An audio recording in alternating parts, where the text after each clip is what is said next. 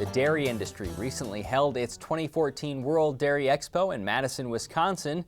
One of the attendees from Nebraska was Rod Johnson, the executive director of the Nebraska State Dairy Association. Nebraska's milk sector consumes about 2% of the state's soybean meal. We talked with Rod Monday about the possibly changing landscape of the dairy industry, a workshop involving new Farm Bill options, and the current state of Nebraska's dairies.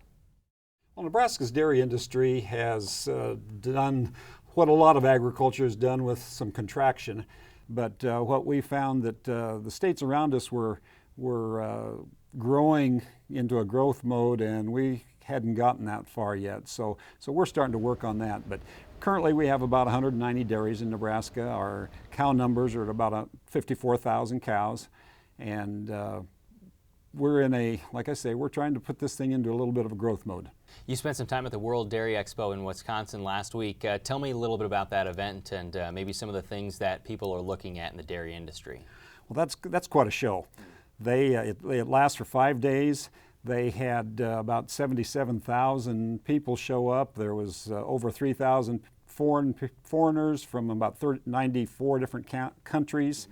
There was 2,400 cows in various breed shows and sales and things like that.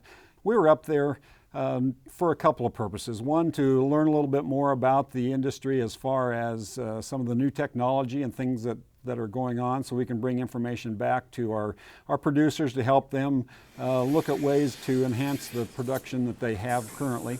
And then we were also there to put Nebraska on the map, showing people that we're open for business and in an effort to maybe get people to consider putting a dairy in Nebraska. What are some of the challenges that you face in trying to increase dairies in Nebraska? The biggest challenge we probably have right now is processing.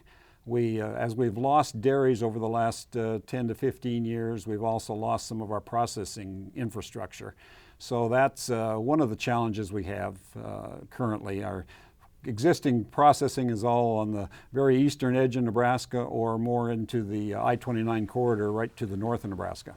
What advantages does Nebraska have for dairy producers? Well, our slogan as we go out and talk to people is water, land, and opportunity. And the challenge for a lot of areas right now is the water supply, and we know we have a good water supply here.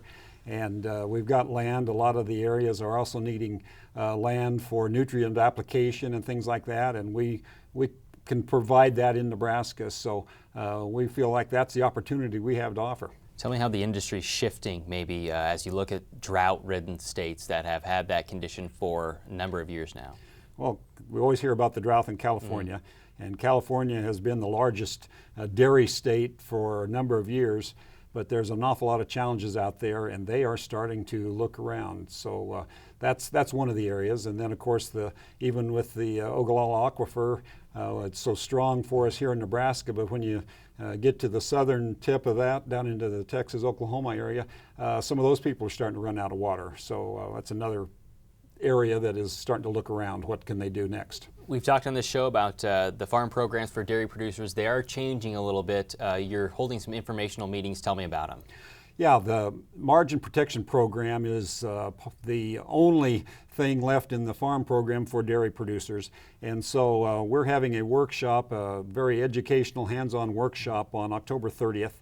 And it's going to be broadcast to 4 different remote sites at the extension offices in O'Neill, Hardington, Beatrice, and Kearney, so that producers can either come to the Columbus meeting or go to one of those locations and get help with making the decision of what they need to do with their farm program benefits.